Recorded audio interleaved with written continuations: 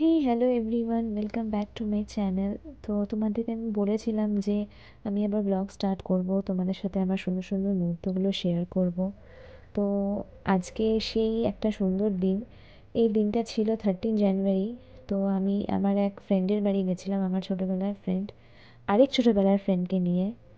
তো তোমরা আমাকে যারা চেনো তারা নিশ্চয়ই ওদেরকে চেনো। ওদের মধ্যে একজনের নাম হলো আকাঙ্ক্ষা, একজনের নাম হলো বিনিতা। আমরা ক্লাস 5 থেকে একসাথে পড়াশোনা করেছি। আকাঙ্ক্ষা আমার সাথে অনেক আগে, আরও ছোটোর থেকে ওর সাথে আমার বন্ধুত্ব, বাট আমাদের তিনজনের বন্ধুত্ব ক্লাস 5 থেকে, যখন আমরা গার্লস স্কুলে পড়তাম।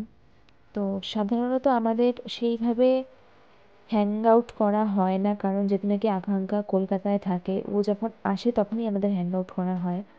তো আর মাঝখানে তো আমি অনেক দিন শিলিগুড়ির বাইরে ছিলাম, তো আমাদের সেভাবে দেখাও হয়নি।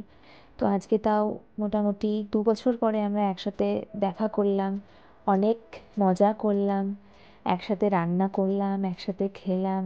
যেটা মানে মোস্ট ইম্পর্ট্যান্ট পার্ট, সেটা হলো রিলস বানানো। মানে যেখানে আমি থাকবো সেখানে তো এগুলো থাকবেই। ওরা অত করতে চায় না, বাট আমি জোর জবরদস্তি করে ওদেরকে করাই।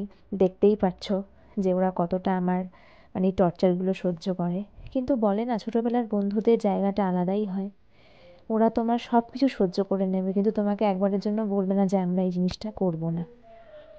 তো আমি সত্যিই লাকি যে আমি এরকম দুজন বন্ধু পেয়েছি।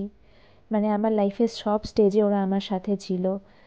আমার যখন ভালো সময় ছিল তখনও ওরা আমার সাথে ছিল, এবং যখন আমার খারাপ সময় ছিল তখন ওরা আমার সাথে ছিল। তো আমি নিজেকে খুব ব্লেসড এবং লাকি মনে করি যে আমরা তিনজন এখনও একসাথে আছি, এবং প্রে করবো আমরা যেন এরকমই থাকতে পারি।